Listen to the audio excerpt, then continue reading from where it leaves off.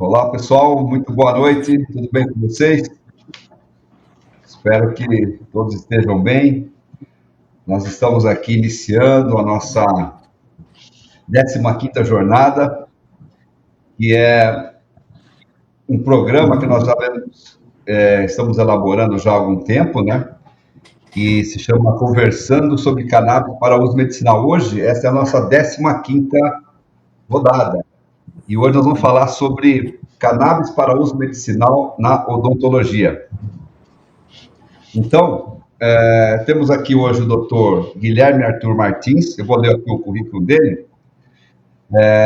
Ele é odontólogo pela Unesp, pós-graduado, especialista em periodontia e implantodontia, membro da Sociedade Brasileira de Estudos de Cannabis, a SBEC, membro da Associação Pan-Americana de Medicina Canabinoide, vice-presidente da Sociedade Brasileira de Odontologia Canabinoide, a SBOCAN, membro do ICRS, que é o International Cannabinoid Research Society, membro da Sociedade Brasileira de Odontologia Estética, coautor do livro Tratado de Cannabis Medicinal no Brasil, capítulo sobre odontologia, professor de dos cursos de pós-graduação e prescrição em cannabis medicinal, e é pioneiro na prescrição de canabidiol em odontologia. E tem uma atuação clínica com canabinoides desde 2016. Doutor Guilherme, muito boa noite, obrigado por essa oportunidade. E eu já vou aqui abrir para falar da Maria José. A Maria José é parceira, né? Aliás, eu sou parceiro dela, não ela é minha parceira. Eu sou parceiro dela e nós estamos nessa jornada de falar sobre a cannabis para uso medicinal. Eu vou ser sucinto no currículo dela, porque ela é advogada, especialista em saúde pública e direito privado, bioética. Ela tem uma boa experiência com cannabis, trabalhou em algumas uma empresa, presta consultoria para empresas de cannabis, ela foi da Anvisa, então tem um currículo aí muito grande. Então, boa noite, Maria José, estamos aí novamente juntos. Doutor Guilherme, muito obrigado, boa noite por essa oportunidade, a sua saudação também. Muito obrigado, pessoal, eu agradeço muito o convite aí, Jair, de estar com vocês, com a Maria, e é um prazer enorme, né, trazer esse debate, essa conversa, né, que está tão em voga ultimamente, para um canal tão exclusivo como esse. Muito obrigado aí pelo convite. Obrigada, doutor Guilherme, pela disponibilidade, viu, por ter aceito, assim, com tanta alegria, né, esse convite. Eu acho que é legal a gente expandir também, apesar de ser uso ainda de pouco estudo, mas eu acho que vai caminhando e é uma tendência, né, da cannabis expandir mais o seu mercado a cada dia mais. Então, assim, as pessoas normalmente têm curiosidade, né, para conhecer quem está por aqui, e aí eu gostaria que a gente começasse conhecendo um pouco a sua trajetória profissional de odontologia, já com o envolvimento do cannabis para uso medicinal. E se você tem alguns casos legais, assim, porque eu sou uma boa mineira, gosto de um caos, então, de repente, eu acho que ele também usa para as pessoas entenderem a repercussão na sua profissão.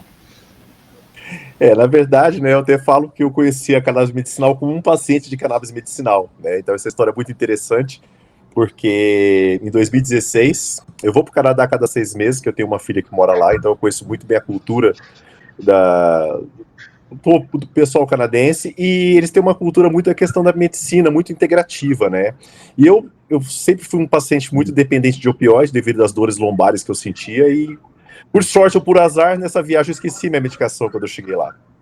Consequentemente, eu fui na farmácia, eles não liberam a medicação controlada, e me indicaram a procurar um médico prescritor de cannabis, e realmente foi daí que minha vida começou a mudar, porque eu saí de lá com uma prescrição de THC e CBD, um alto THC, e realmente aqui, a partir daquele dia que eu percebi que o quão importante essa terapêutica, principalmente na modulação da dor. E nós, na odontologia, lidamos muito com a questão da dor em diversos aspectos, né? E quando eu comecei a estudar, a prescrever mesmo, ainda em 2016, 2017 foi as minhas primeiras prescrições, sendo que a primeira autorização da Anvisa para um cirurgião dentista foi a minha ainda em 2018, e já tínhamos leis específicas para isso. E Desde então, muitos casos, assim, eu prescrevo muito, né, diariamente, mas a gente tem sempre casos de desafios, né? Então, não só da questão da dor, né? A questão de você trabalhar distúrbios do sono, modulação de inflamação. O dia a dia do consultório odontológico é você lidar com o paciente com dor, inflamação ou distúrbio de sono, muitas vezes, o medo do dentista. Isso é um desafio clínico muito grande. E eu percebi que, através não da cannabis medicinal, e sim do sistema do canabinoide, né? A terapêutica da modulação do sistema do canabinoide, que o quão importante esse sistema é, principalmente na saúde das pessoas. E isso, infelizmente, a gente não aprende na graduação, né? Nem o médico, nem o dentista, nem o profissional de saúde. Então, eu tive que me aprofundar de forma isolada nesse assunto. E quando eu cheguei, trouxe isso para o Brasil, trazendo para grupos de estudos, estudando cada vez mais. Mas, naturalmente, temos casos de desafios e casos que muitas vezes não respondem. Por isso que eu brinco que a cannabis não é uma panaceia. O cannabis veio para agregar tudo aquilo que nós já temos consagrado em termos de terapêutica dentro da odontologia ou da medicina. Uhum. Hoje a gente sabe, né, que as posições legais para cannabis de uso medicinal são muito pontuais. Então, quando a gente olha o marco regulatório, por exemplo, da Anvisa, a gente lá, resolução 327 de 2019, e ela vem acompanhada de um conjunto de outras 20 e tantas, né? E ali, objetivamente, está a prescrição do médico, exclusivamente médico para o comércio nacional, né? E aí, qual que é a sua avaliação desse cenário e como que isso interfere, né, no benefício dos seus pacientes? Bom, inicialmente, nós, de cirurgiões dentistas, através da primeira RDC da Anvisa, então a gente tem um conflito que está acontecendo atualmente, não era para estar acontecendo, né, porque foi um erro de digitação de texto. A 344 de 98, a Lei de Prescrição Geral, já nos traz esse benefício, essa autoridade para estar utilizando dispensação de medicamentos controlados, né? Então, a medicação de receituário azul ou amarela.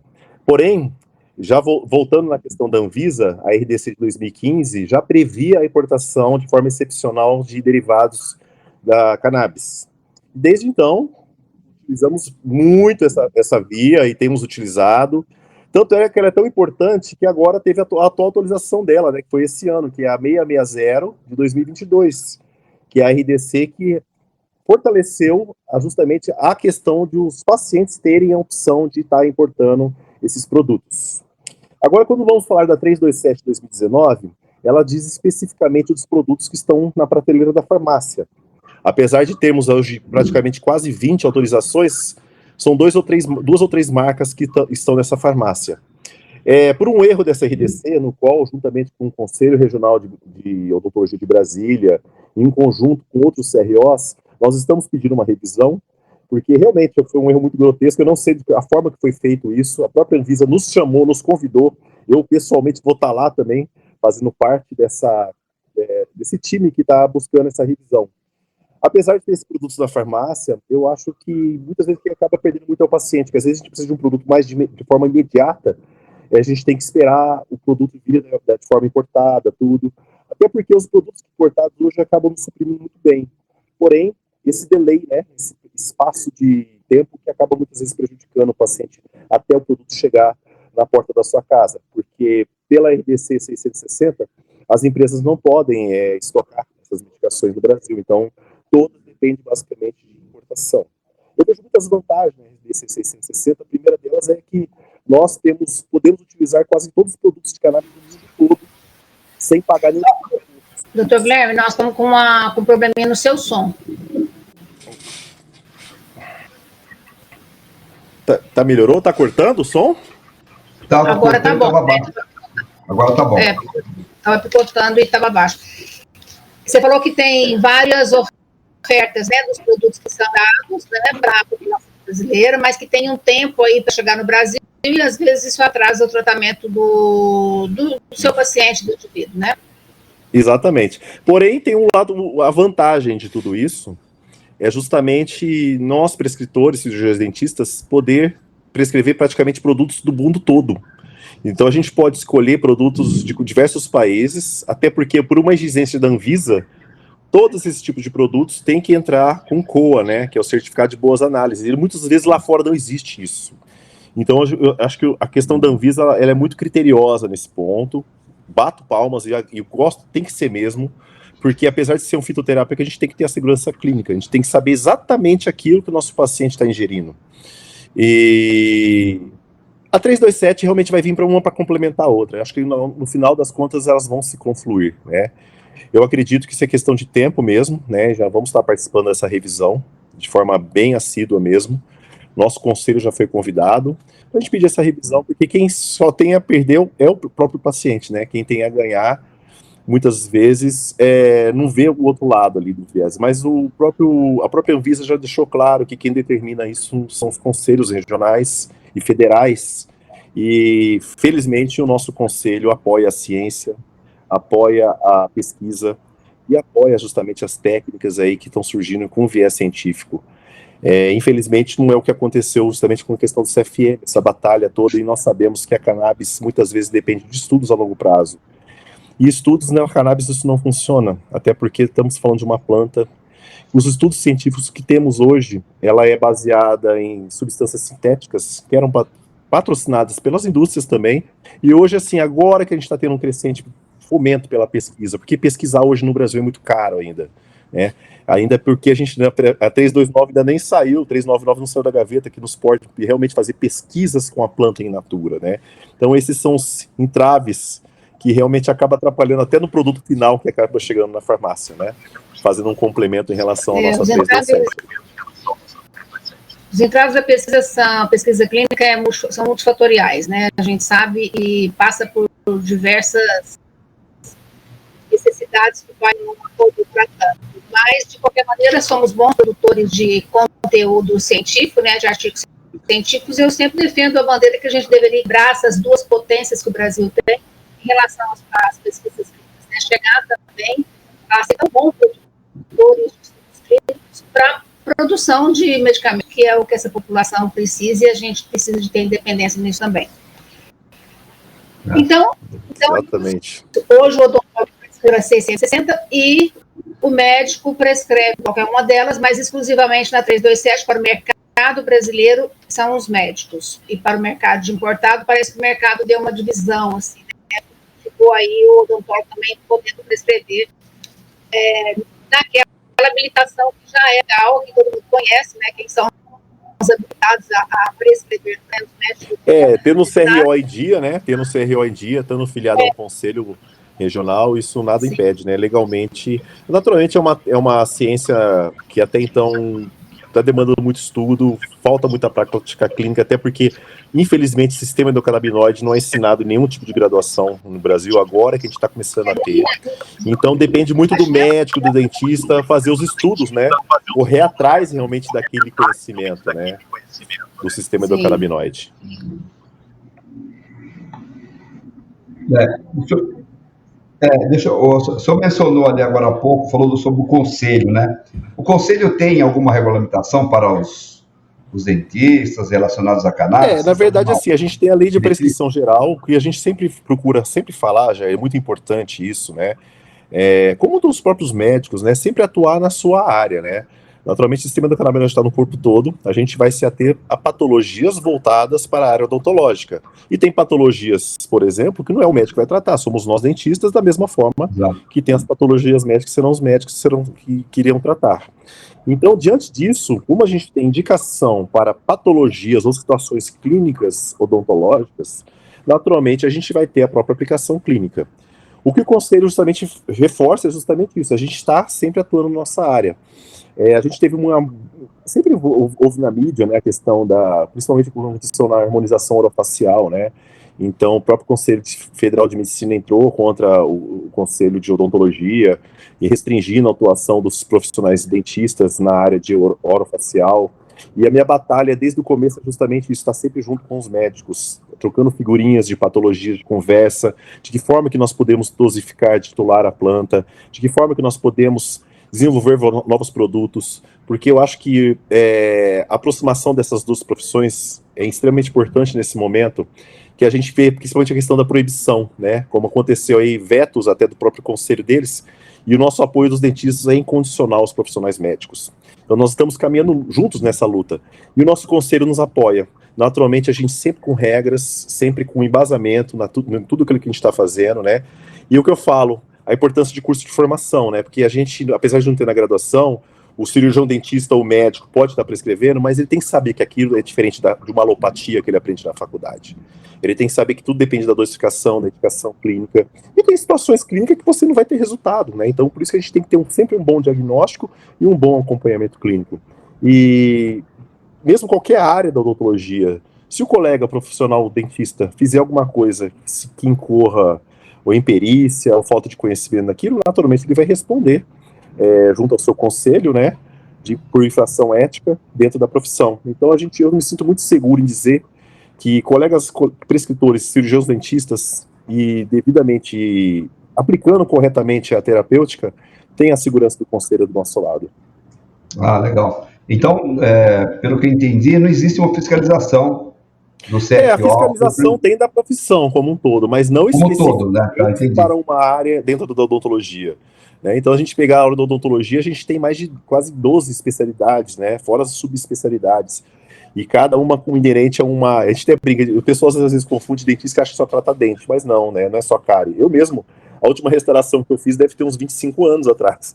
Eu não faço restauração, eu sou um cara puramente cirúrgico, né? Eu mexo com cirurgia, mexo com periodontia, tem o cirurgião dentista que mexe com face, tem o cirurgião dentista que é com harmonização, tem um bucomaxilo, então é uma área mais complexa que existe no nosso corpo, né? Quando a gente fala sistema estomatognático. Então é muito difícil você controlar dentro da área o que cada um faz. A não ser quando chega uma denúncia realmente no conselho, como tudo que acontece em qualquer área profissional, né? Uma denúncia de que realmente teve uma imperícia, uma falta de conhecimento naquela terapêutica, que muitas vezes acaba sendo consagrada. E o medo que eu tenho justamente é isso, né, dos colegas, é banalizar essa terapêutica tão importante que é, e está avançando de uma forma tão, assim, devagar, mas segura, sabe? Com bom embasamento clínico e científico.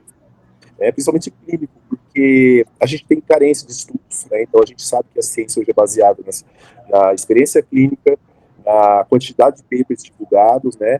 E justamente nessas conferências que a gente está fomentando cada vez mais discussão de caso clínico e aprendendo mesmo no dia a dia aí do consultório.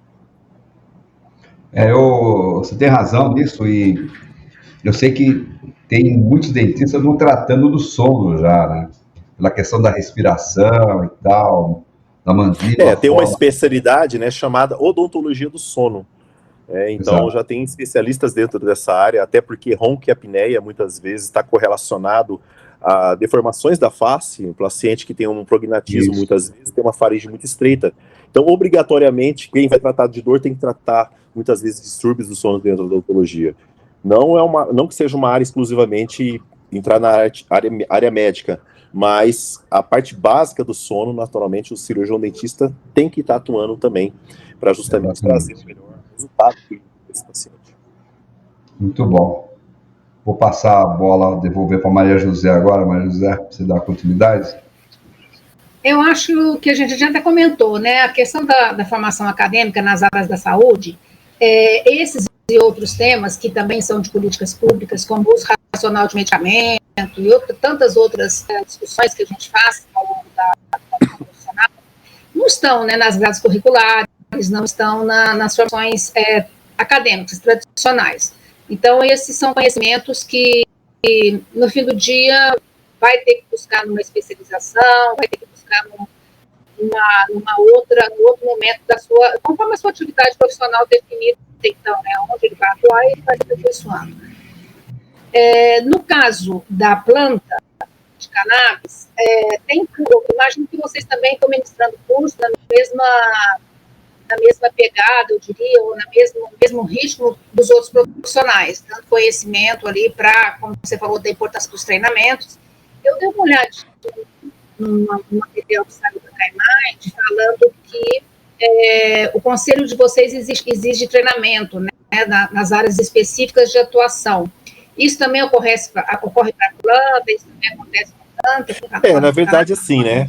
Toda a área de saúde, a gente tem cursos que chamamos cursos de capacitação. São cursos que trazemos o conhecimento, até porque a gente ainda sonha, como eu falei, ter o sistema endocannabinoide dentro da faculdade, mas não existe. Então, é a forma que a gente tem justamente de estar estudando. Eu mesmo promovo cursos de formação devido justamente para evitar que os colegas saiam prescrevendo de qualquer forma, que virou meio que, infelizmente, a molécula de CBD, quando chegou no Brasil, entrou como uma molécula hype do momento, como fosse solucionar tudo, e o que me preocupa muito, né, sem esse conhecimento, muitas vezes, acho que, então, às vezes, traz de fora, a vizinha indicou, deixa de usar um fármaco importante, que é inerente à saúde do paciente, sem acompanhamento. E eu acredito que a formação, a ciência, o estudo, né, e na dendrontologia a gente fomenta muito a questão do treinamento, porque é muita atividade manual, né, lidar muito com a mão, não é só a questão do diagnóstico, é a destreza. E eu acho que, assim, que nem eu falo, né, a gente dentro da odontologia, 90% é planejamento, né, diagnóstico, planejamento reverso, 10% é execução. É como você vai construir um prédio, são várias etapas que você tem que fazer antes mesmo de colocar uma restauração na boca de um paciente. Você analisar a saúde como um todo. Por isso que é muito importante essa questão dos treinamentos, né? Das especialidades, das pós-graduações, né? Dos cursos de capacitação. Então, é muito interessante que tenha, por exemplo, a odontologia integrativa, né? Então, eu cito como exemplo, a ozonoterapia, ela é extremamente difundida na odontologia, porque sabemos da capacidade terapêutica do ozônio. E já na área da medicina, eu fiquei sabendo que é proibido, ou seja, os médicos não podem praticar. Apesar de ser uma técnica integrativa, eu estou falando integrativa porque integrativa é diferente da alternativa. Integrativa é que realmente tem um resultado científico, tem comprovação científica e atua daquela forma diferente um pouco da alopatia. A alternativa não, é puro achismo. E a ozonoterapia hoje, como a plasma ribofibrina também, que é muito utilizada na odontologia, são atividades comumente utilizadas na odontologia. E na área médica, eu sei que é proibido o próprio conselho. Eu acho isso um viés científico muito difícil, sabe? Porque a gente sabe que são questões biológicas. Naturalmente, a gente tem que ter um embasamento científico, só que tem coisas que nós sabemos o que vai muitas vezes fazer mal ou não, né? Um exemplo claro da questão do opioide. Eu era um paciente que sentia necessidade de tomar opioide a cada 3 dias, eu era totalmente dose dependente. E eu me furtei da ideia de, por exemplo, estar utilizando uma técnica integrativa que poderia estar, até de certa forma, diminuindo a minha quantidade de uso de opioides e me trazer mais conforto como um paciente mesmo. Então, acho que assim, a partir do momento que a barreira da burocracia esbarra da barreira da saúde do paciente, do bem-estar, alguma coisa tem que ser discutida, sabe? Então, acho que furtar novas terapêuticas com fundamento científico, a gente esperar 10 anos para ver se realmente vai ter paper sobre isso, 10 anos já se passaram e muitos pacientes foram prejudicados com isso. E muitos outros colegas não vão deixar de prescrever essa discussão. Assim que a visão... Seu som está sumindo, viu, doutor? De novo. Ah, sim, aqui, ó. Seu som vai. Tá. Aí. Então, você comentou também que as pesquisas clínicas não são muitas, e a gente sabe que até no meio médico, na pesquisa clínica tradicional, isso está também em construção e etc. Dentre essas que existem, você citaria alguma que poderia ser assim, um diferencial, um divisor de água mesmo para as boas pesquisas, né? Antigamente, em 2016, 2017, você digitava no PubMed lá, era 6, 7 mil pesquisas, era já uma quantidade muito boa. Hoje, você colocar canais de medicina no PubMed, são quase 20 mil artigos. Então, a produção científica, desde a legalização de 2016 para a parte medicinal nos Estados Unidos, que foi o primeiro país que proibiu e foi o primeiro país que liberou a cannabis, né, de forma científica, vamos dizer assim, cannabis medicinal, que aí sim eles começaram a fomentar muito a pesquisa. Tem crescido demais. Inclusive, hoje eu recebi um paper que foi publicado agora, semana passada, no Journal of Dentistry, falando de canabidiol na odontologia. Então, a gente tem muitos papers, inclusive temos duplo cego hoje que fala de DTM, a capacidade relaxante do CBD, um trabalho da Polônia em 2019. Nós temos hoje trabalho que foi publicado na endodontia, né, fala o que tem canal tem a ver, por exemplo, com canabidiol, e mostrando que a capacidade regeneradora do canabidiol em estruturas ósseas através dos receptores tipo 1 e tipo 2. Então, são os trabalhos biológicos, naturalmente usados em ratos ainda, em vitro, muitas vezes, mas já temos trabalhos com duplo cego randomizados em humanos. E o que mais tem peso científico, naturalmente, são os trabalhos de dor crônica ou dor neuropática, que é a maior demanda que a gente tem, justamente, dos pacientes de cannabis. Em segundo ponto, vem os produtos que estão surgindo em voga, assim, a grande quantidade. Por exemplo, cremes dentais, à base de canabidiol e canabigerol, devido à sua capacidade analgésica e cicatrizante. Colutórios bucais à base de CBD, porque a gente tem hoje carros-chefes em pós-operatório, não só a parte cosmética, mas a utilização de colutórios bucais para você combater a placa bacteriana.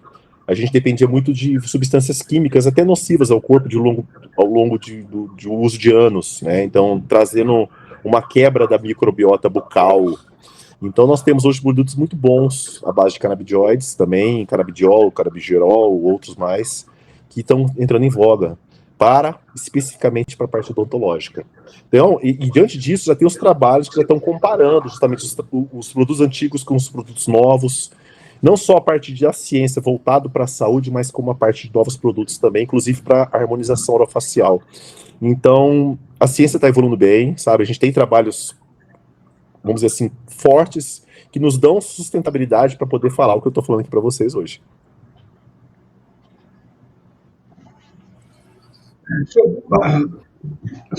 Inclusive, eu até falo, assim, para quem quer se aprofundar mais, é interessante, a gente sempre tem um drive com artigos, assim, voltados para a odontologia. Eu estou sempre colocando muita coisa ali, né? Então, o meu site é lá, odontologiacannabinoide.com. Qualquer um que entrar lá vai ter um drive aberto, para quem quiser ver, tem muitos artigos ali, naturalmente não são todos, mas são artigos básicos, para mostrar justamente um pouco daquilo que a gente não aprende na faculdade, né? Isso é uma contribuição que facilita, né, para a turma aí não ficar procurando e acessar rapidamente aqueles que têm interesse. Porque eu vejo alguns profissionais reclamando que sabe que está vindo para a odontologia, mas não sabe onde encontrar esse conhecimento, onde buscar esses cursos. Exatamente. É legal. Odontologiacannabinoide.com, lá no próprio Instagram, eu sempre estou postando questão de cursos. Tem o YouTube, que a gente coloca videoaulas, né? O filme do cientista lá, do Rafael Mechulan, tá lá também. É a forma que a pessoa tem. Primeiramente, eu acho que o papel principal de nós, prescritores, primeiramente é desmistificar tudo aquilo que foi criado em volta da planta cannabis. Eu cresci numa família católica, extremamente católica, que minhas tias falavam que maconha matava neurônio, que maconha era coisa de bandido, enfim, só pensava no lado recreativo da coisa. E sempre associado ao crime. Eu era tinha muito medo de chegar até a saber que aquilo era uma planta, que aquilo lá tinha no processo medicinal, nem se falava aquilo naquela época, né? Então a gente estava falando francamente aberto aqui de uma planta maravilhosa, dos seus fitocannabinoides, todas as suas moléculas que têm potencial terapêutico, sabe? Isso é evolução, isso é ciência, né? Isso acaba sendo, assim, a primeira desconstrução que a gente faz, né? Então essa é justamente isso. É tirar da mente que aquilo lá realmente é uma coisa que vai fazer mal, e sim que ela pode contribuir com muitas coisas na sua vida que muitas vezes você não conseguiu resolver com outros métodos também, né? Doutor, eu acho que a gente tem que desmistificar, né, essa questão, sabendo que existem vários ativos dentro lá nas flores, né, no extrato, e também a gente também não pode correr o risco de achar que não tem nenhum efeito colateral, né? Então a gente sai de um extremo. Exatamente. Serve, que não presta, que faz mal. Eu até brinco. Tudo que atua em sistema nervoso central, você pode ter efeito colateral. Até o café. A cafeína atua. Então a gente tem que ficar saber usar, né? Tem que saber usar. Tem que saber que tem contraindicação. Tem que saber que tem interações medicamentosas, né? Que é tudo metabolizado pelo fígado. E a grande maioria dos fármacos hoje são metabolizados pelo fígado, especificamente pelo citocromo P450. Então, esse cuidado que a gente tem que ter. Não é porque é uma planta que não é nociva, a gente tem que saber lidar com ela. Saber lidar com ela. Tomar esse cuidado. Tem a segurança clínica, né? Que nem eu falo, não existe o risco de um paciente vir a óbito com uso de cannabis, porque ele nunca vai trazer uma depressão respiratória. Então, tem a segurança clínica. Porém, tudo que a gente usa em excesso vai ser agradável, né? E do mercado internacional, o que o senhor conhece, o que o senhor sabe de práticas para a odontologia em relação principalmente os países que são mais desenvolvidos, aí, Canadá, Estados Unidos, né? São do Canadá. Canadá eu falo para você que é a menina dos olhos, que é assim, toda a minha formação, era a primeira formação do que eu falo que é a primeira geração de fitocannabinoides, só falava assim, muito de CBD e THC. E o canadense eu achei muito interessante, que ele nunca demonizou a molécula THC, a gente sabe da importância da molécula THC dentro da terapêutica, devido ao seu efeito entourage, todas as moléculas da planta. E lá no Canadá, assim, a odontologia está caminhando no mundo todo, bem devagar mesmo. Tem países que nem se fala nisso. O próprio Israel, um dentista entrou em contato conosco e falou: nossa, que bacana que vocês estão falando muito aqui, que aqui em Israel é só a parte médica. Então a gente tem uma certa autonomia para poder estar fomentando isso também. Lá no Canadá, eles já têm muitos protocolos clínicos, principalmente protocolo pré-atendimento, que eu mostro nos meus cursos, que é um protocolo, muitas vezes, para trazer aquele paciente próximo de você. O paciente tem fobia, tem um protocolo anti-ansiedade. Ele já começa a modular o paciente antes, o paciente não ficar nervoso, ficar menos medo do tratamento odontológico, mais aceitável para o tratamento odontológico. No dia do tratamento, ele faz também outra introdução do canabidiol e com THC para melhorar a aceitação desse paciente, e no pós-operatório também a utilização até de, não só do fitocannabinoides, mas como a cúrcuma, por exemplo, que eles agregam isso no seu pós-operatório, trazendo a capacidade anti-inflamatória desses dois produtos que atuam diretamente no sistema do cannabinoide. Tanto é que os produtos bons, voltados para a parte odontológica, a maioria vem por lá, que eles já têm um mercado crescente. Então, eles já têm esse mercado produtivo, de certa forma, que traz retorno para o Estado, em termos de impostos, para as indústrias, e não ficar focado pura e simplesmente em produtos só que vai atuar de forma sistêmica. Então, eu vejo a evolução muito grande nesse aspecto. Naturalmente, a odontologia, como na medicina, vai evoluindo de uma forma mais branda, mais devagar, mas, por exemplo, nas áreas que atuam em dor, por exemplo, lá fora de face, qualquer cadeira, eles acabam colocando o sistema do cannabinoide. Eu falo que quem mexe com dor, quem lida com dor, tem que, por obrigação, conhecer a terapêutica cannabinoide, o sistema do cannabinoide. É um caminho já sem volta. E lá fora eles já têm essa noção. Aqui, infelizmente, a gente vê cursos de especialização em dor orofacial e até na parte médica ou odontológica, a parte de dor, especialista em dor, que não citam nem o sistema do cannabinoide. Isso, para mim, acaba sendo muito preocupante. E lá fora eles acabam mesmo mostrando que isso realmente existe, que isso é uma parte do nosso sistema fisiológico, é uma parte que é um sistema que vai modelar outros demais sistemas do corpo, Então, a gente sabe da importância real disso ser passado dentro da graduação ou das pós-graduações lá fora. Aí, sobre os produtos, lá do Canadá, tá, vamos... sei lá, outros países também. Que outros produtos importados que você utiliza, além desses? Eu sei desses produtos orais, de óleo. Eu, como farmacêutico, não é óleo, é uma solução. Óleo errado, o nome é solução, Exatamente. Mas não vem muito ao caso. Mas na sua prescrição, são esses produtos ou você tem algum outro produto? Não, na verdade, a abordagem hoje que eu percebo, Jair, primeiramente, quando você falava dos óleos, lá em 2016, a gente não tinha muita coisa. Nossa, hoje a gente tem um arsenal enorme de produtos que são, assim, tanto PETs transdérmicos, que é utilizado você colocar na face, que pode ficar até 7 dias, tem empresas que já trazem isso para o Brasil. A gente tem os sérums, os balmes, que pode ser usado de forma tópica na pele. Hoje em dia já tem os fóreos, que as mulheres usam muito a questão da cólica menstrual também. Produtos biorais, a gente vê a evolução que está acontecendo em relação até produtos hidrofílicos, então de absorção rápida.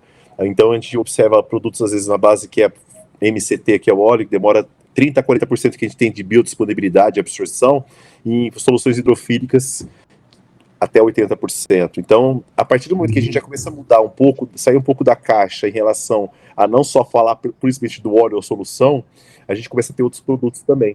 Então, hoje os colutórios, os cremes dentais, Então, os cremes dentais estão vindo com muita força, então tem várias marcas no mercado.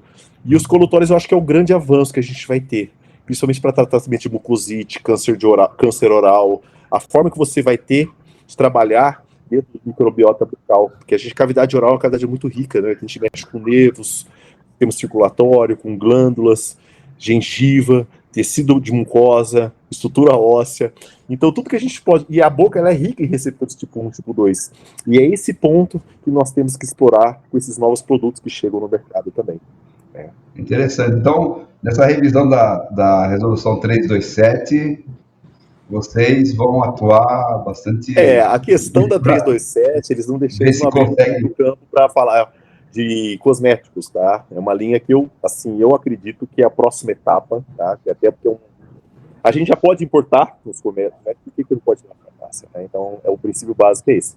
A outra questão da Anvisa que a gente debate, que eu acho que eles falam, mas querem artigos para provar que o cirurgião dentista tem que prescrever. Primeiramente, uma dor na face não vai ser diferente de uma dor que o cara sente no joelho, por exemplo. Então, não vai ter uma dipirona para tratar a face, né? Então, esse já é um fato, não tem como provar uma coisa que já é comprovada, né, naturalmente. A questão dos cosméticos é uma coisa que a gente tem que fomentar uma segunda etapa, uma terceira etapa, porque já, a partir do momento que eu posso importar, por que eu não posso comprar aqui no Brasil, né? Exato. E é justamente essa a confluência da 327 a 660. Se o cirurgião dentista pode importar esses produtos, por que eu não posso comprar o mesmo produto que na farmácia? Por isso que eu acredito que foi muito mais um erro de redação. Tá? Naturalmente a gente vê na Anvisa lá, tem médicos lá, mas muitas vezes faltou aquele cirurgião dentista que está ali dentro para dar aquela opinião, falar, não, pessoal, infelizmente assim, é o mercado, né, e as indústrias estão observando isso, um nicho que está vindo do mercado odontológico, principalmente na área de prescrição. Eu achei muito errado, muitas empresas falam assim, ó, encaminha a prescrição médica. Eu já não vou encaminhar que está faltando prescrição médica odontológica. A gente tem que colocar no mesmo patamar a terapêutica para profissional de saúde, prescritor. Então, médico odontológica. E o Botox é a mesma coisa. O Botox o cirurgião dentista faz, o Botox ele falava que era só para aplicação médica. Essa, eu não quero entrar nessa. Eu acho que tem que caminhar junto, é para todo mundo. O mercado está aí e as indústrias têm que enxergar do mesmo patamar. Né? Então, saber que o cirurgião dentista tem um campo muito grande, até maior se a gente parar pensando em termos de cosméticos. Então, seu som está ruim, doutor. É um mercado que está crescendo demais. Né? Eu acredito que tem campo e as indústrias têm que estar preparadas para a demanda. E quando o brasileiro começar a perceber que isso está na gula da farmácia e naturalmente os valores cair, que ainda é uma terapêutica muito cara, a nível do Brasil, é muito cara. Eu sei que a concorrência vai fomentar isso para cair os valores. Eu acho que tem a ganhar sempre o paciente, o consumidor. Maria José, então acho que você podia passar para o próximo bloco aí sobre a questão. Congresso.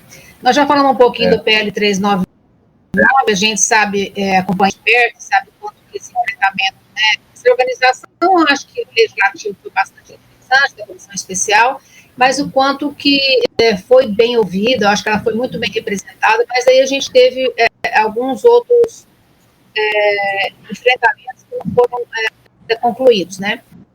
Tem um pouco da perspectiva também do processo eleitoral, né, que a gente vai resolver domingo, mas a gente sabe que, enquanto isso, tudo meio que ficou parado. E até que vem, definitivamente, acho que o próximo governo, a gente não sabe qual é, o 399, com certeza, eu infiro, né, que ele vai ficar ali aguardando os encaminhamentos. Vem Copa do Mundo, e uma série de a gente espera que esse possa ser um PL que caminhe. Eu acho que esse momento da resolução do Conselho, ela colocou na agenda de novo a história da discussão que está se fazendo para cannabis de uso medicinal, né, que estava um pouco meio morno, e aí teve uma reação, assim, eu acho, representativa bastante importante. Eu faço parte de um grupo lá de advogados, aí você tem os pacientes, você tem os médicos, né, que são legítimos para discutir com o respectivo conselho, mas eu acho que esse é um momento favorável, inclusive a repercussão da suspensão, repercussão para a suspensão. Eu acho que ela trouxe ali uma coisa bastante interessante de emergir novamente a discussão da cannabis e olhar de novo para esse PL, né? Na sua análise, do que você conhece, você acha que esse PL fica para o próximo ano, que ele caminha um pouquinho, sai de um lugar e vai para o outro, passa ali pelo plenário, não passa? Bom, olha, eu vou falar para você, eu sou aqui de Brasília e uma das coisas que eu mais gosto de estudar é legislação em cannabis. Então, desde aquele primeiro movimento com a Mara Gabrilli, com o pessoal da PEP lá dentro, batendo na porta, com aquelas audiências com deputados proibicionistas, eu acompanhei quase que tudo muito de perto. Né? Então, eu gosto, é uma matéria que eu gosto de estar acompanhando. No meu prisma, tá? Quando a gente fala PL 399, 2015, ou seja, 2015 nós estamos em 2022. Tem 7 anos que praticamente vai e volta, vai e volta, vai e volta. A partir do momento que ela estava para ir, passou da comissão, foi aprovado, nem tinha que ir para plenário. Voltou para ir para plenário para fazer uma votação geral. Eu acredito, tá? Eu acredito. A gente espera que ele tenha um julgamento de ir para o Senado e não para o plenário. Né? A ideia é justamente assim, que é concebido já, isso aí é mundial. Eu acredito que esse tempo foi até, de certa forma, muito favorável, porque as pessoas viram o quanto que a demanda acaba implicando em intervenção de CFM, em intervenção, muitas vezes, mandar fechar associações, interferir em produtos que podiam estar na farmácia. Então, eu acho que foi um pouco estratégico. E uma coisa que eu gosto de falar sempre, tá, pessoal, independente de bandeira política, a cannabis não é uma bandeira de direita e de esquerda, é uma bandeira da população, das mães dos pacientes, das mães que levantaram a bandeira lá em 2015 e vieram galopando. Então, tem muita gente que ainda quer surfar na onda, muito político que quer ficar bonito, muita gente quer estar ali junto, tem gente que quer proibir. Ou seja, é muito mais político do que saúde. E a partir do momento que a gente fala de saúde, não tem que misturar política com saúde. Então não é uma bandeira da esquerda ou da direita. A cannabis medicinal é no Brasil. Eu não acredito que mudar governo a coisa vai evoluir, tá? E se mesmo se manter o governo. Até porque é 2015 tá parado isso aí. Entendeu? Então a gente tem que parar para pensar. Não é o STF que tem que decidir se você pode plantar para fazer pesquisa. Enquanto o legislativo não debruçar sobre essa causa, que é uma causa popular, quantas e quantas pedidos foram feitos, né, para poder essa coisa evoluir e a coisa não sair da gaveta. Então é muito mais grave do que a gente imagina como ser pura e simplesmente uma bandeira política, né? Eu acho que é uma demanda da população, não vai ter como isso aí postergar mais, tá? A pressão é grande. Eu acho que independente do presidente que assumir, isso tem que avançar, sabe? É através do quê? Da aclamação popular mesmo, sabe? Infelizmente eu não vejo como boa vista aí dessa demora. Nesse ano foi muito estratégico. Se a PL tivesse aprovado, talvez não estaríamos nem falando de uma restrição do CFM como foi a de 2324, que teríamos sim fazendo a pesquisa que tanto eles querem dentro da universidade, entende? Poderíamos ter a fomentação de mais produtos no mercado e aí sim a gente ter diminuição de custos, né? Poderíamos diminuir até a quantidade enorme de associações que estão tendo no Brasil afora, abrindo assim, cada dia que eu vejo é uma associação nova surgindo. Cada dia que eu vejo, mais produtos chegando no mercado, e a gente vai olhar, às vezes não tem COA, não tem um controle, tem boas associações, tem excelentes associações, mas tem associações ruins também, que a gente vai ver, acaba aproveitando do mercado, porque quer surfar na onda. Então, a partir do momento, a gente fala uma palavra que é muito pesada, às vezes as pessoas confundem e falam, Guilherme, você é contra a legalização? Eu sou contra a legalização, eu sou a favor da normatização. A partir do momento que a gente normatiza e a regra de produção, eu acho que legalizar também não é questão recreativa que vai resolver tudo, tá? Nesse primeiro momento. A gente tem que, primeiramente, normatizar. Voltou? A gente tem que normatizar para depois legalizar, entende? Então, legalizar também não é um caminho por aí. Porque senão eu acho que tudo vira bagunça. A partir do momento que a gente está construindo um terreno científico e avançando devagar, e com o apoio da população, com o apoio, muitas vezes, até do próprio judiciário, com tantas habeas corpus que nós estamos tendo aí no mercado, né? Eu acho que a 399, 2015, tem um prazo já para sair da gaveta. Vai ser reclamação popular e dos próprios senadores e deputados que obrigatoriamente vão ter que debruçar sobre essa causa.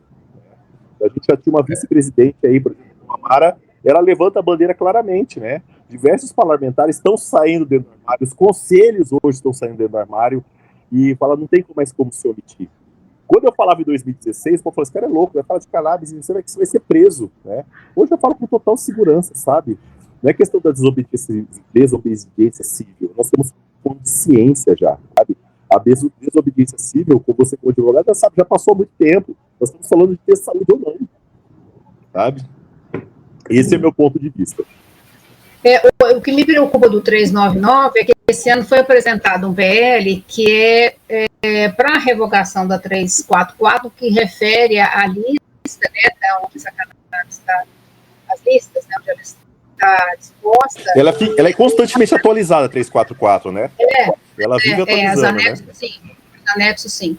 E aí é um PL exclusivamente para cosmético, é como se começasse a desmembrar, sabe, o 399 em pequenos PLs, para que possa ter mais novidade legislativa. E no Congresso, e no Senado, tem uma iniciativa, tem um PL que é da Iniciativa Popular, né, que saiu de uma SUG, a SUG 16. Sim. Ali também está parado, né? Então, assim, o enfrentamento de tirar de uma casa e colocar na outra, a gente já tem a perspectiva que lá também terá outra dificuldade, né, desse andamento, e que é preciso estar atento, porque se o 399 for mesmo para o Senado, precisa de ter uma articulação muito bem feita para que ele não seja, na entrada, já colocado, revogado, alguma coisa assim, por ausência de interesse. Porque os outros 4 mas é o que eu falo, a pressão popular é grande. Tanto doutora, que eu falo, se não fosse a 2324, foi só uma classe médica. Imagina a 399 vai envolver uma classe médica, a classe jurídica, a população em geral, que são os pacientes, e outros profissionais envolvidos. A gente tem que pensar também que a coisa só está evoluindo, que a gente tem deputados interessados na plantação do cânhamo no Brasil, né? Então, a bancada rural. Então, acho que a partir do momento que a gente observar que a parte financeira é viável também para o país, você normatizar, gerar imposto, gerar emprego, né? Um saco de cânhamo equivale a 20 sacos de sojas. Então a gente para pensar, 20 sacos de soja, até que ponto vale a pena essa proibição? Qual é o real interesse dessa proibição e não está evoluindo, sabe? Então, é isso que eu falo. Acho que é um momento que os parlamentares vão ter que se posicionar ou por sim ou por não, que todo mundo está de olho já. Exato. O que a gente o que eu vi, assim, no movimento da cannabis no Conselho Federal de Medicina foi esse fortalecimento mesmo, principalmente com os advogados. Aqui não quero me colocar nesse momento como talvez um divisor de água, grupo, né, mas é um grupo muito forte, e esse grupo ele traz uma inovação na área da pressão social, né, porque o advogado sempre ficou nos seus escritórios aguardando o que tinha que fazer no judiciário. Dessa vez ele disse não, né? Então, aqui um grupo dizendo, nós estamos olhando, estudando estratégias, dizendo o que é melhor e como que isso deve ser conduzido, né? Os trabalhos estão sendo feitos, né, com certeza. Então, eu acredito que esse é o diferencial do momento. Só a saúde que está nessa militância, mas o direito Exatamente. E os advogados, eles estão assessorando justamente para a gente não infringir a lei, né? Porque a gente sabe, às vezes, eu não quero ultrapassar até onde nós podemos ir como cidadão. E eu acho que é legal quando você tem um grupo que você está fomentado, não é, Guilherme, é um CPF que está batendo na porta da Anvisa. É um grupo de pessoas já interessadas e com conhecimento e amparadas na lei, sabe? Acho que é muito importante. É a união de todos os mesmos profissionais. Os jornalistas que estão fomentando a informação da forma correta, que é importante chegar à forma correta, não é por achismo de deputado proibicionista que inventa estudos científicos sem pé e sem cabeça, entende? Da década de 60, né? Eles têm e fazer, por exemplo, casas de recuperação para viciados em droga, e a gente vê para onde vai o dinheiro, de uma forma muito melhor, através de redução de danos. Então, a política está errada, a política pública está errada no Brasil, sabe? A gente tem que aprender o que funciona nos outros países, não precisa inventar a roda, né? A gente tem que ver o que os outros países funcionam, né? Para quem vai reinventar a roda? Customizar para o Brasil e deu, né? Mas no fim, a história é isso mesmo. A história traz esse recorte já dessa maneira, né? No fim, é o poder, é o dinheiro, e quem sofre mesmo é quem realmente precisa da terapia, né? Vindo aí, não tendo alternativas, por decisões que, às vezes, primeiro para esse interesse. Né? É uma pena. É isso mesmo, e demonstrar, né, Maria José, demonstrar aí os benefícios. Infelizmente, o mundo gira, doutor, gira no poder do comercial, né? Infelizmente, é assim dessa forma. Então, se não fosse poder comercial, as empresas trazendo isso para o Brasil, a gente depender de associação, talvez até a Brás estaria fechada já, sabe? Então, eu acho que todo mundo acaba sendo favorável nesse momento. Todo mundo, toda ajuda possível. E é uma evolução, dia a dia, tem coisas que estão erradas, tem coisas que vão melhorar. A 327 é um exemplo, é uma coisa que está errada, mas que vai melhorar. Eu acho que é um passinho de cada vez, a gente não tem que atropelar. A 399 vai chegar o momento dela e ela vai ser a vedete da vez, sabe? Já tem todo um aparato que está sendo montado para trazer coisas fortes, para dar sustentabilidade, alicerce forte para a 329. Então o debate já está acontecendo agora aqui, antes de chegar em plenário. O próprio CFM colocou isso aí, eu acho que ele deu um tiro no pé. Porque ninguém falava assim muito em cannabis. Hoje no Brasil é o assunto principal, às vezes, depois de política, depois Copa do Mundo, é cannabis. Né? Então a gente vê que está fomentando, né? E eu acho que falta, sabe o que, pessoal? Uma discussão ampla, olhando a planta franca e ampla. Uma discussão ampla e mostrar assim, olha, eu tiro as flores para fazer os extratos, né, os medicamentos, mas tem a planta inteira que serve para outras coisas. Então, caule, raiz. Exato, papel, uma série de coisas. Então, na hora que o pessoal até a raiz estão aproveitando da planta, né? Eu já tenho desenvolvido na Federal de Santa Catarina pesquisa com a raiz da planta cannabis, né? Que a doutora Vira da Lacoleta, ela já faz pesquisa com a planta, da raiz da planta. Então, ou seja, você aproveita tudo daquilo. A planta cannabis limpa o solo, né? Tira os materiais pesados. Enfim, quem mexe com lavoura sabe muito bem o quanto que é ruim de você preparar uma nova terra, o quanto que é oneroso. Se você colocar uma plantação de cânhamo lá, além de você fazer dinheiro, você acaba sendo mais ecológico muitas vezes. Exato. Então é fomentar, é bem interessante, é fomentar todas as áreas hoje, sabe? Até a religião, né? Então você vê a própria bancada evangélica, hoje ele acaba levantando a bandeira da cannabis medicinal, sabe, da importância daqueles pacientes com síndrome de Dravet, pacientes autistas, né, que muitas vezes são refratários a qualquer tipo de tratamento.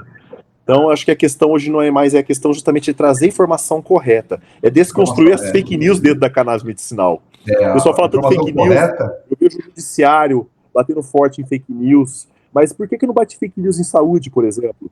Né? Quando a gente fala da cannabis, a gente vê deputados, médicos subindo num plenário e falando atrocidades da planta, é fake news, gente. E a população vê aquilo lá como verdade. Diz que me preocupa mais, são formadores de opinião.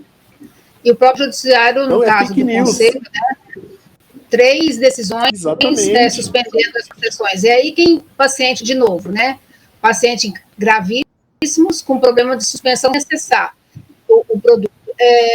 E aí fica a discussão, né? Desobediência civil pacífica. Eu acho tão cruel para uma família que já tem um problema tão difícil.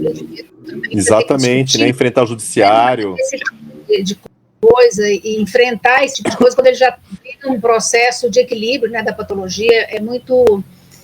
Eu não sei que nome que dá para isso, não. É desgastante mesmo, né? Você gastar energia. É tão difícil você ter um paciente especial dentro de casa, né? Um filho especial, você lidar com aquilo no seu dia a dia. E a pessoa não tem empatia hoje, né? A empatia, se colocar no lugar daquela pessoa, o tanto que aquela pessoa sofreu e chega. Hoje a gente tem uma associação aqui em Brasília, que eu faço parte, sou consultor. Eu não sou ativista, mas eu estou sempre junto ali das pessoas que eu gosto de dar a minha opinião, tá? Como um professor, um cientista da área, um cara que está ali no dia a dia de prescrever, que eu brinco, eu sou dentista de mocho. Dentista de mocho é aquele cara que está sentado o dia em dia, vendo o sofrimento do paciente, né? Eu não fico atrás de uma mesa só escrevendo artigo, não, eu estou ali, vendo o dia a dia do meu paciente, eu sempre o sofrimento que muitas vezes o paciente passa para chegar até a minha cadeira. Então, saúde, a gente tem que colocar como primeiro plano a saúde e a educação no Brasil, né? Isso que é o primeiro, é o pilar de tudo, é o pilar de tudo mesmo. E essa pauta lá do Congresso tem que ser uma pauta de saúde pública, né? Tem que deixar tudo de lado, é uma pauta de saúde pública. Aí começa a criar vertentes, como a Maria falou, eu quero cosmético, eu quero cânhamo, e o fator principal, que é a saúde, vai deixando de lado, sabe? Essa é a minha preocupação, é tirar o viés real da causa. A 399 é aquelas medicinal, temos que plantar, produzir ciência e produzir medicação aqui dentro, ponto. Quer criar, cria outra lei. Entende? Não tem que ter interesse econômico em cima disso. Então, assim, pelo que o senhor está falando, essas perspectivas aí para o mercado, se esse PL for aprovado, nós vamos ter um boom no mercado cosmético, farmacêutico, alimentício. A gente já está observando esse boom no mercado, né? Quando eu falei que 2022 seria o ano da cannabis, através de ver inúmeros congressos importantes acontecendo, vai acontecer mais um agora, até o final do ano, vários simpósios, tá em tona o mercado, tá em tona. Então, eu acho que 2022 é o ano da cannabis, E está sendo o ano da cannabis, apesar de todos os percalços que a gente está tendo, apesar de eu ser bom, eu gostar de um debate, sabe? Eu acho que a coisa vem para melhorar. E eu fico muito preocupado com essa 2324, que falou que é temporário, enfim, isso que me preocupa mais. Mas olha que é questão de estar fomentando o debate. O debate tem que sair da gaveta, e o debate já saiu da gaveta. Eu acho que a 399, quando vier à tona, ela já vai estar muito esmiuçada já. Aqueles achismos proibicionistas, a pessoa tem que mudar o argumento que realmente já não vai colar mais. É isso que eu penso. Exatamente. O próprio tratado aqui, né? Eu trouxe aqui para mostrar para vocês aqui, ó. Esse é aquele exemplo de ciência construído no Brasil, né? O primeiro tratado de cannabis medicinal são 2 volumes enormes, né? 700 páginas. Ou seja, entregaram lá para o presidente do CFM para ele. Ou seja, a ciência está aqui. Só no que vem quem não quer, tá ali, né? Tá aqui o tratado, tem parte de odontologia, medicina, veterinária, é o tratado, fala de tudo. Eu acredito parte de farmácia. Lá no Congresso teria que haver uma, não digo tradução, mas teria que ter um filtro dessas informações técnicas, porque é difícil, né, uma pessoa que é lá. Sabe qual que era a minha ideia, Jair? A ideia? Distribuir curso gratuito de formação para todo deputado que está ali dentro, para parar de ter conhecimento de causa. E a ideia que a gente quer fazer isso, é distribuir curso gratuito, dar uma adesão de curso para eles aqui, ó, tá aqui aberto o canal, vocês podem assistir, tá livre, vai para o Congresso um SICMED, um Cannabis Fair, a adesão é gratuita para um parlamentar, mas vai lá escutar, vai lá aprender, mas assim, de coração aberto, entendeu? Tem que se informar. Eu acho que a partir do momento que a gente fala de ciência, a pessoa fechar os olhos para a ciência é muito grave isso. É um obscurantismo muito grande. Essa que é a minha preocupação. Então a ideia é a gente levar, através da Sociedade Brasileira de Estudo de Canabinoide, da SBOCAN, junto com outros institutos, próprios conselhos, é levar esse conhecimento lá para dentro. Aí, agora, sábado, a gente vai ter agora, depois de amanhã, dia 29, o Conselho de Odontologia aqui, vai ter um dia só falando, que essa semana é a Semana do Dentista. Então a gente está comemorando a Semana do Dentista com ciência. E no sábado, vai ser o fechamento, vai ter uma manhã inteira só falando de odontologia integrativa, no qual a gente vai ter uma mesa falando de odontologia canabinoide. Ou seja, a ciência está ali, os conselhos estão ali. Um deputado que quer subir no plenário, quer defender uma causa, um contra ou a favor, vai lá aprender um pouco, vai debater num congresso para ver o que realmente... Muitas vezes pode estar certo. Né? Eu sou de escutar, sou de ouvir muito. Vamos debater, vamos ver, vamos chegar no denominador comum, vamos ver quem realmente está certo ou está errado, né? A partir do momento que eu falo que eu estou certo, também que eu posso estar errado. Então a gente tem que debater. A ciência vem através dessa, da fomentação, do debate e do conhecimento. Do conhecimento é o quê? Fazer curso na área, estudar aquilo que realmente é ciência e não achismo, né? Bom, Maria José, nós não temos mais perguntas, não tem nenhuma pergunta aqui no chat. Eu acho que a gente podia... Também já está na hora, né, Jair? Acho que está quase cumprindo o horário também desse bate-papo, dessa roda de conversa. Eu posso falar que é uma roda de conversa, é onde a gente... Acho que é sério, mas que a gente trata de maneira leve, né, levando aí ampliando aí a difusão do conhecimento sobre a planta. E eu queria te agradecer muito, viu, pela sua lucidez, assim, pela sua responsabilidade, principalmente em relação à prescrição, em relação aos limites da capacidade de cada profissional, porque há uma confusão muito grande, né, nos veículos de comunicação, inclusive, e nos meios onde a gente tramita e consultoria, que tem hora que você perde meio dia esclarecendo que uma coisa e outra coisa, onde está escrito. Gente, essa própria restrição do CFM repercutiu muito negativo para nós dentistas. Porque o paciente falou, nossa, e agora? Não vou poder continuar meus tratamentos? Eu falei, não, gente, é CFM. Mas então, eu falei, não, nossa, é CFO, Conselho de Odontologia. Os próprios colegas mandam, nossa, vocês vão ter que parar de prescrever agora, porque o CFM... Eu falei, gente, nós somos dentistas, o nosso conselho não nos... Tanto é que a Anvisa é muito claro em relação, ela normatiza a prescrição, quem normatiza a prescrição é o conselho de classe. Ela falou que nem da alçada dela poder estar opinando sobre isso. Por isso que eu respeito muito a agência da nossa Anvisa. São pessoas capacitadas, extremamente técnicas que estão ali dentro, sabe? Que estão dispostas a fazer diferença, ter feito um webinar, abrir as portas para ouvir a população. Isso sim é debate, isso sim é não tratar a ciência de forma como segundo plano, é colocar a ciência em primeiro plano mesmo. É justamente isso, sabe? Foi muito, muito negativo, porque a gente tem que saber que cada profissional vai ter uma atuação e respeitar, cada profissional respeitar a sua atuação ali dentro. Doutor Guilherme, você tem razão. E assim, eu acho que misturar a política com a ciência é uma coisa danosa. E a gente viu nos últimos... É por isso que eu falo, não é uma bandeira da esquerda ou da direita, sabe? Não é. Estamos falando de legalização de uma coisa, estamos falando de saúde, pessoal. Sabe, às vezes a pessoa fala, mas o viés político depende muito, a gente vai entrar um governo que vai se liberar. Falei, se fosse um governo melhor, desde 2015 a coisa está parada, gente. Não vai ser um presidente, vai mudar, a gente depende de Congresso, gente. É Congresso que vai fazer mudar. E o que avançou até agora foi decisão judicial. Se não fosse o judiciário, a gente não teria uma Abraço funcionando, entende? A gente não teria as mães podendo tendo habeas corpus para produzir o medicamento em casa, que eu acho que é até um quebra-galho, mas ajuda muito. Entendeu? Para quem não tem condições. Não é o ideal. De repente a gente podia ter no SUS farmácias vivas, né? Fomentar a farmácia viva, a produção do canabidiol, onde é produzidas vacinas hoje, muitas vezes, né? A Famaguinhos, a própria aqui dentro da UNB me fugiu o nome, que é a Fiocruz.